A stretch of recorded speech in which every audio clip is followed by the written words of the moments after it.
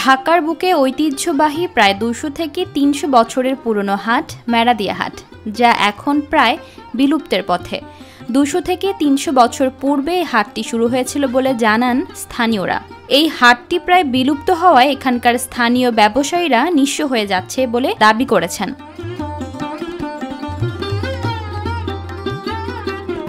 নড়াই নদীর পাড়ে গড়ে ওঠে এক ঐতিহ্যবাহী হাট মেরাদিয়া হাট। সপ্তাহে প্রতি বুধবার এই হাটটি বসে।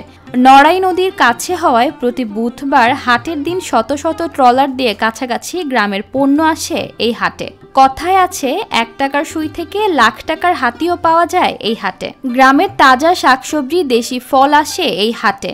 এই হাটে দেশীয় শাকসবজি, ফলের পাশাপাশি পাওয়া যায় দেশীয় হাঁস, মুরগি ও কবুতর। এখানে রয়েছে দেশি বিদেশি উচ্চ মূল্যের কবুতর, পশু ও পাখি। পাওয়া যায় নানান ধরনের দেশি ও চাষের মাছ। এছাড়াও গরু, ছাগল বিক্রি হয় এই হাটে। রয়েছে খাঁটি গাভীর দুধও।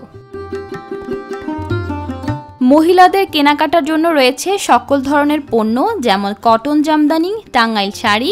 মেয়েদের জন্য রয়েছে থান কাপড়, 3 পিস, ফতুয়া, শার্ট ও টি শার্ট সহ নানা ধরনের পোশাক। রয়েছে জুয়েলারি, সিরামিক কালেকশন, হাঁড়ি পাতিল, কাচের জিনিসপত্র, স্টিলের জিনিসপত্র, পর্দা, বিছানার চাদর, বালিশের কভার সহ প্রয়োজনীয় জিনিসপত্র। পুরুষদের জন্য রয়েছে বিশাল ব্যবস্থা এই হাটে। শার্ট, প্যান্ট, পাঞ্জাবি, জুতা, মানিব্যাগ, চশমা সহ নানা দরকারি পণ্য।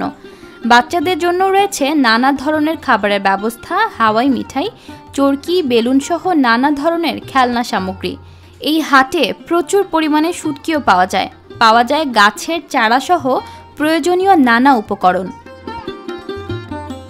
এখানে সকল পণ্য কম দামে বিক্রি হওয়ায় একে গরিবের শপিং মল বলা হয়। আগে মেরাদিয়া হাটটি মেরাদিয়া থেকে বনশ্রী পর্যন্ত বিস্তৃত ছিল। বর্তমানে হাটটি টেকপাড়া কলা পট্রিতে স্থানান্তরিত হওয়ায় ব্যবসায়ীরা পড়েছে বিপাকে।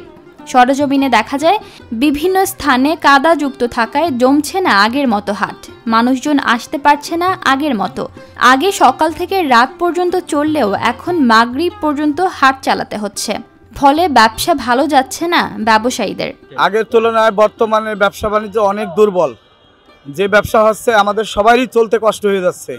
আগে হাটে আমরা যে ইনকাম হতো তাতে ইনশাল্লাহ আরও ভালো থাকতে পারতাম। এখন বর্তমানে আমরা হিমশিমের ভিতর পড়ে গেছি।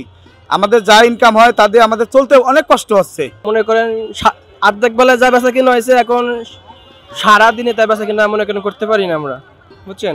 আমরা আগের হাট যেখানে ছিল ওইখানে আমাদের অনেক ভালো ছিলাম আর কি। এখানে এসে মনে করেন আমাদের আগের মতন সে কাস্টমারও নাই, বেচা কিনাও নাই, অনেক মানে বেচা কিনা নর্মাল। ঐতিহ্যবাহী এই হাট বর্তমান সময়ের সাথে সাথে সংকীর্ণ হয়ে যাচ্ছে। এতে তাদের ব্যবসার ব্যাঘাত ঘটছে।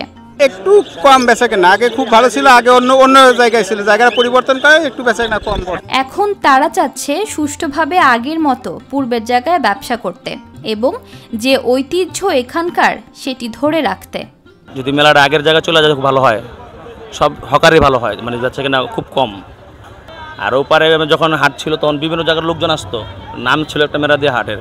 অনেক লস, যাতায়াত পথ সমস্যা, তারপরে যে কাস্টমারে যে বাচ্চা কাচ্চা নিয়ে রুট পার হইব তাতে অনেক সমস্যা। আমরা যদি আগের হাটটা আবার ফেরত পাই, আমাদের জন্য, আমরা গরিব দুঃখী যারা আছে হকার, তাদের জন্য অনেক ভালো হয় ভাই।